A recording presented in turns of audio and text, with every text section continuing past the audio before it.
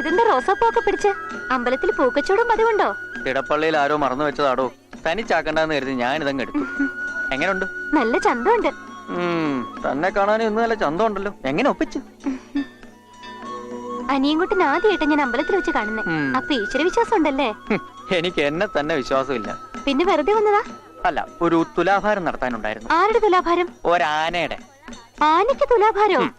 എന്റെ വീട്ടിൽ നെറ്റിപ്പട്ടം കെട്ടി അലങ്കരിച്ച് എല്ലാരും ചേർന്ന് ചെണ്ട കൊട്ടി എഴുന്നള്ളിക്കുന്ന ഒരു ആനയുണ്ട്. ആ ആനയുടെ തുലാഭാര. ഭഗവാനേ, ഓ നമഃശിവായ നമഃശിവായ.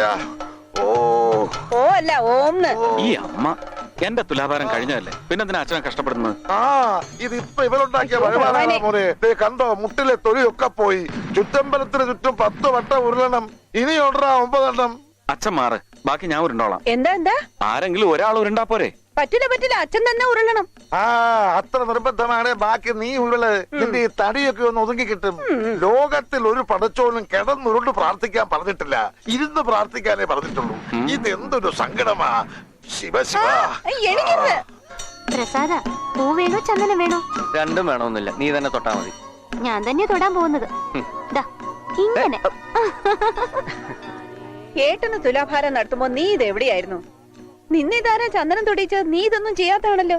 തുളസിയില കൊണ്ടുള്ള തുലാഭാരം ഭഗവാൻ ഏറ്റവും ഇഷ്ടം. ലോറിക്കണക്കിന് ഇല വേണ്ടി വന്നിട്ടുണ്ടാവുമല്ലോ. എത്ര കിലോ തൂങ്ങി? അയ്യോ, തൂക്കം പറയാൻ പാടില്ല. ആ കണക്ക് ഭഗവാനെ അറിയും. അതെ, എന്റെ മനസ്സിലും ഇവന് വേണ്ടി ഒരു തുലാഭാരം ഉണ്ടമ്മേ. അയ്യോ, എന്നാ പറയായിരുന്നില്ലേ? ഒരുമിച്ചങ്ങ് നടത്തായിരുന്നല്ലോ. അതിന് സമയമായിട്ടില്ലമ്മേ. സമയമാവുമ്പോ ഞാനത് നടത്തും. ഇനി അതും തുളസിയില കൊണ്ടാണോ?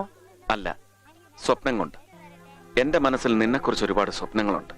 നീ വളരുന്നത്, എന്നേക്കാൾ മാർക്ക് വാങ്ങുന്നത്, എന്നേക്കാൾ നല്ല ജോലി കിട്ടുന്നത്, എന്നേക്കാൾ 10 മടങ്ങ് സന്തോഷിക്കുന്നത്. അങ്ങനെ എവിടെയൊക്കെ എന്റെ പേരുകളുണ്ടോ അതെല്ലാം മായ്ച്ച് നീ വലിയൊരാളാകുന്ന സ്വപ്നം. ആ സ്വപ്നം കൊണ്ട് എനിക്ക് നിനക്കൊരു തുലാഭാരം തരണം. സ്വപ്നങ്ങളൊക്കെ ഏട്ടന്റെ മനസ്സിലല്ലേ? അപ്പൊ ഏട്ടനെ തന്നെ ഇരുത്തി എന്നെ തൂക്കേണ്ടി വരും. അങ്ങനെയൊക്കെ ആഗ്രഹിച്ച തൂക്കം ശരിയാവാൻ ഏട്ടനെ മുറിച്ച് തൂക്കേണ്ടി വരും, അല്ലേ അച്ഛാ? അവൻ പറഞ്ഞത് നേരെ. എന്നെ മുറിക്കേണ്ടി വരും. മുറിച്ചാലും സാരമില്ല, ഞാനത് നടത്തും. കൊറേ നേരം ഇതും കൊണ്ട് നടക്കുന്നുണ്ടല്ലോ.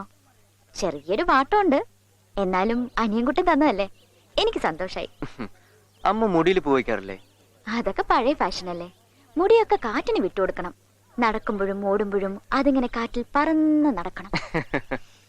കൊള്ളാലോ, നല്ല ചന്ദനത്തിന്റെ മണം. ആരാ ഇതില് ചന്ദനം പൂശിയത്? രാവിലെ അമ്പലം പോയിരുന്നു, അവിടുന്ന് കിട്ടിയതാ. അപ്പൊ ഈശ്വരൻ തന്നതല്ലേ? എന്നാ ഇതിനോടൊരു കാര്യം ചോദിക്കാനുണ്ട്. ചോദിക്കട്ടെ? എന്ത് കാര്യം? ഞാൻ സ്നേഹിക്കുന്ന ആൾക്ക് എന്നോട് സ്നേഹമുണ്ടോന്ന് ഈ പൂവിനോട് ചോദിക്കട്ടെ? അത് സ്നേഹമുണ്ടെന്ന് ഉറപ്പല്ലേ, പിന്നെന്തിനാ ചോദിക്കുന്നത്? എന്നാലും പൂ എന്താ പറയാന്നറിയാലോ.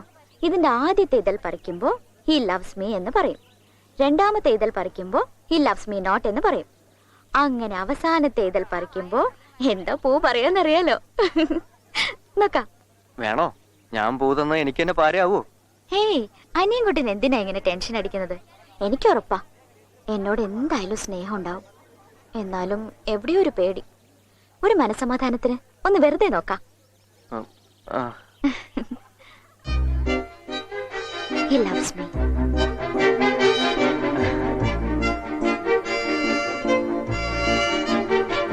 He loves me not.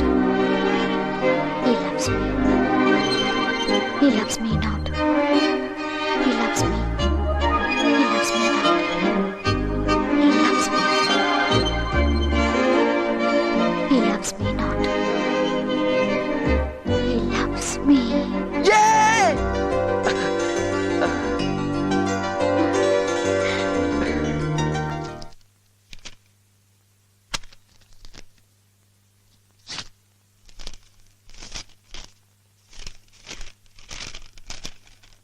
പ്രിയപ്പെട്ട വിഷ്ണു, ഞാൻ അമ്മുവാണ്.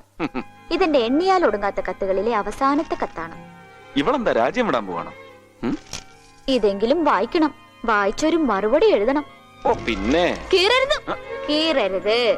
വളരെ ആശിച്ചെഴുതുന്ന ഈ കത്തിലും എന്തെങ്കിലും ഒരു നന്മ ഇല്ലാതിരിക്കുവോ ദുഷ്ടാ?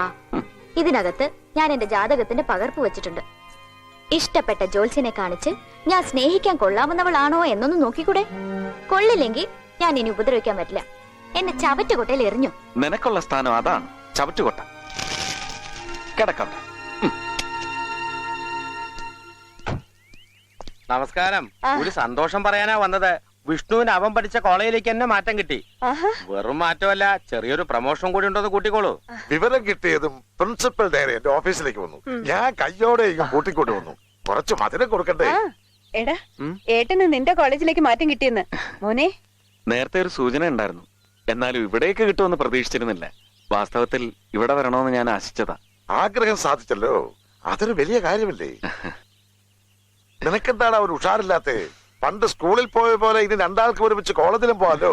ഒരാൾ പഠിക്കാനും മറ്റേയാൾ പഠിപ്പിക്കാനും. ഉം. ഏട്ടൻ വന്നാ പഠിപ്പേ നടക്കൂ. അനിയൻകുട്ടിന്റെ സ്ഥിരം കളികൾ ഒന്നും നടക്കില്ല.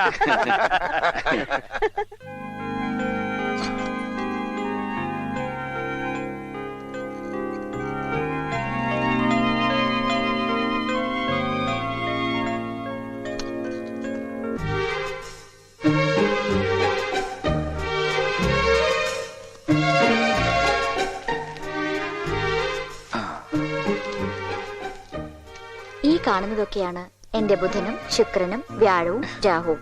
പക്ഷെ അതിനേക്കാൾ ശക്തമാണ് എനിക്ക് വിഷ്ണുവിനോടുള്ള സ്നേഹം. ഒരിക്കൽ കൂടി വിഷ്ണുവിന്റെ ക്ലാസ്സിൽ ഇരിക്കാൻ സാധിക്കണേ എന്ന് ഞാൻ എപ്പോഴും പ്രാർത്ഥിക്കാറുണ്ട്. ഒന്നിക്കാൻ സാധിച്ചില്ലെങ്കിലും അത്രയും നേരം എനിക്ക് വിഷ്ണുവിനെ കണ്ടുകൊണ്ടിരിക്കാലോ. നീ എന്താ മോനെ ആലോചിക്കുന്നത്? ഒന്നുമില്ല. എനിക്ക് അനിയൻകുട്ടന്റെ കോളേജിലേക്ക് എങ്ങനെയാ അമ്മേ മാറ്റം കിട്ടിയത്? നീ ഇവിടേക്ക് വരാൻ എന്നെ പോലെ വേറെ ആരെങ്കിലും മനസ്സ് നിറയെ ആഗ്രഹിച്ചിട്ടുണ്ടാവും. എന്തായാലും മാറ്റം കിട്ടിയില്ലേ, നന്നായി.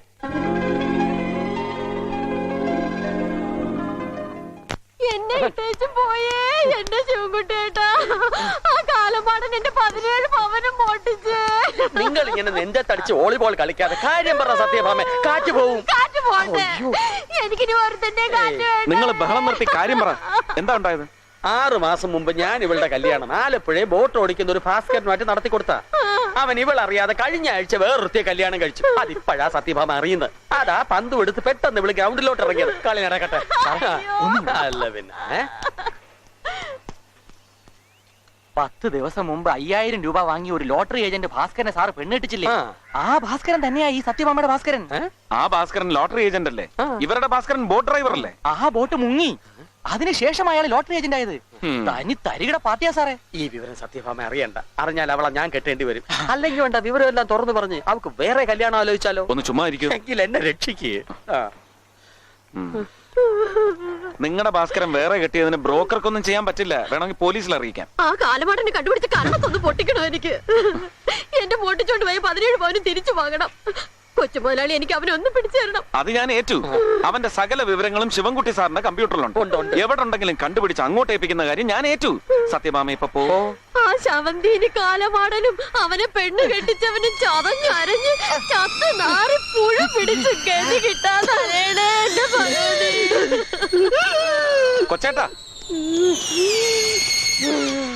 കൊച്ചേട്ടാ, കൊച്ചേട്ടാ, അവള് പോയി. പോയോ?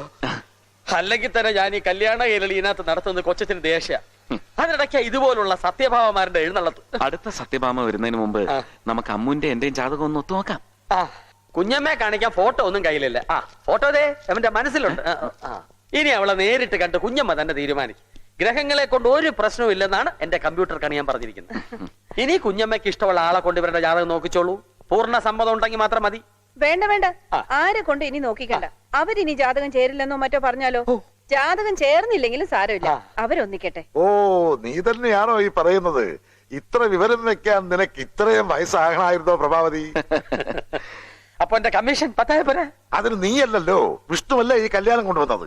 കല്യാണം നടന്നാൽ 10,000 ഞാൻ എന്റെ മരുമകൾക്ക് എഴുതി കൊടുക്കും. നിനക്ക് വലിയൊരു ആനമുട്ട തരും.